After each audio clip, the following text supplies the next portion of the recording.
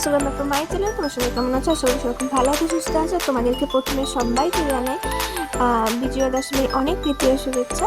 তো দেখো, এটা ছিল নবমীর দিন, একটু বেরিয়েছিলাম। এই দিন বেশি ঘুরনি, কারণ এই দিন আমাদের মেদিনীপুরে প্রচণ্ড পরিমাণ ভিড় হয়েছিল। তো দাদিকে নিয়ে দেখো বেরিয়েছিলাম, আর এখানে সন্ধ্যা আরতি হচ্ছিল। তো এটা ছিল আমাদের অশোকনগরে এই প্যান্ডেলটা হয়েছিল, তোমরা দেখে নাও। প্যান্ডেলটা এখানেও খুব সুন্দর করেছিল, আর এটা দেখে দেখে না বাবি অ্যাক্টিং করছিল। এই দেখো, ওর পাপা আর ও মিলে অ্যাক্টিং করছিল কেমনভাবে আছে। তো আমি ছবি তুলছিলাম ওদের দুজনে। তো এইভাবেই হলো। মাত্র আমরা 2টো না 3টে প্যান্ডেল দেখেছিলাম সেই দিন, আর বেশি ঘুরিনি। তারপরে খাওয়া দাওয়া করার পর বাড়ি চলে এসেছিলাম।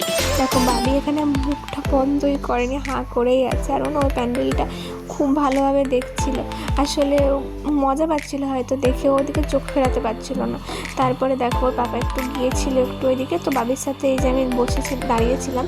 তো এখানে দেখো বাবি অ্যাক্টিং করে দেখাবে প্যান্ডেলটাই কেমন করে করছিল। তো দেখো তোমরা এখানে কেমন হাতটাও করবে, দেখো এরকমভাবে। তো এই দেখো কেমন লাগছে বলো। আর তারপরে দেখো আমরা আরেকটা এইসব করার পরে এখানে একটু সময় কাটিয়ে আমরা একটা অন্য প্যান্ডেলে চলে গিয়েছিলাম।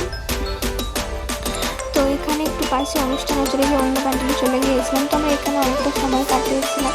তো এখানে দেখো স্টেজে অনেক গান হচ্ছিল, আর না ভয়েসটা পরে দিতে হচ্ছে, কারণ গান হচ্ছে বুঝতেই পারছো, তো কপিরাইট চলে আসতো। আর এখানে দেখো বাবি আইসক্রিম খাচ্ছিল।